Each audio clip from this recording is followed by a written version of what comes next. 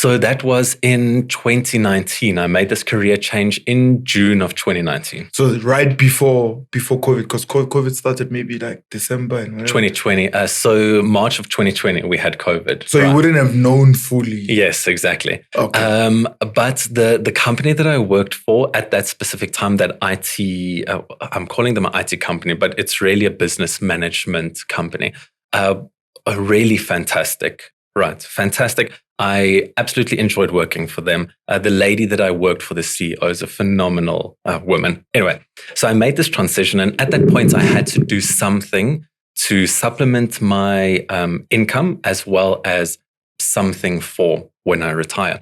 So I started investigating properties and I came across a company, and I'm not going to name drop. Yeah. So they offer you a package service of we'll teach you, we'll set up your trust and everything. And we even develop properties so you can buy them from us. So I thought, it's okay, it's cool. I'll go and have a look. I checked this out.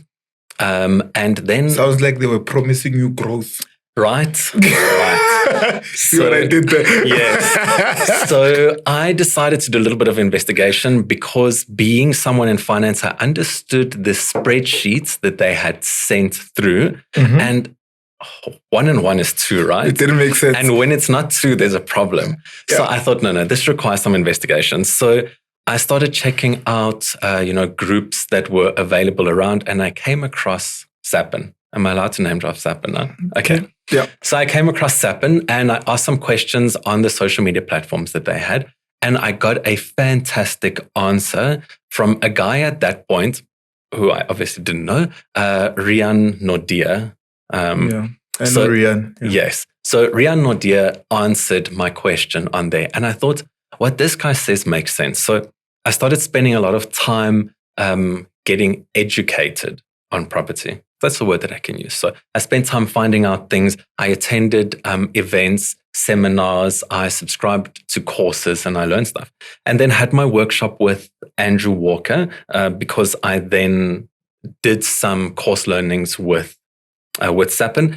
I had my one-day workshop. It was a one-day workshop at that point of time with Andrew Walker, and it absolutely blew my mind. I could not believe that I wanted to supplement my income.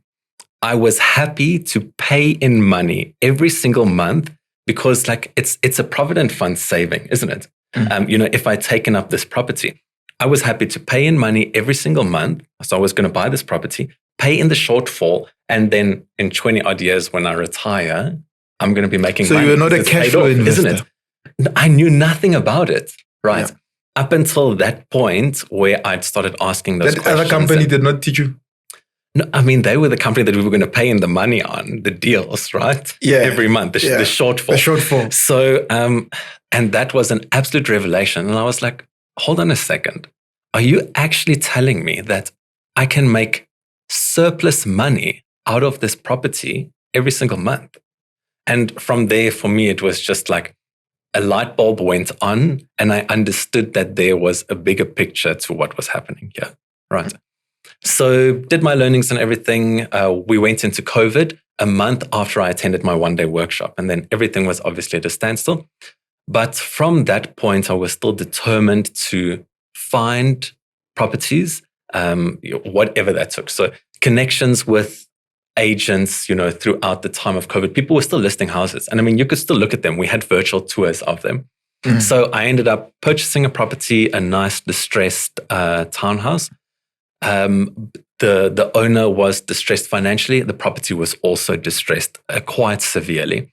But it was, I saw the opportunity in it and it was fantastic. I renovated it. It was so beautiful. I got so much interest during the renovation process from people in the complex having visitors over that everybody just wanted to rent it. So I ended up renting it out for a very short period of time. And then I learned a lot of lessons during that period of time, right? Everything that you can think of.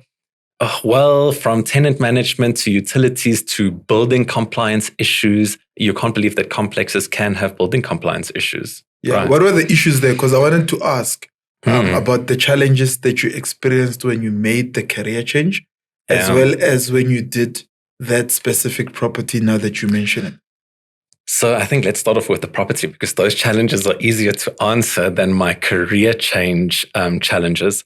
So the property challenges, what I faced there was you'd expect a sectional title to be above board in terms of building plans, money matters, all those sort of things, because someone is supposed to take care of those. Those are rules, right? Yeah.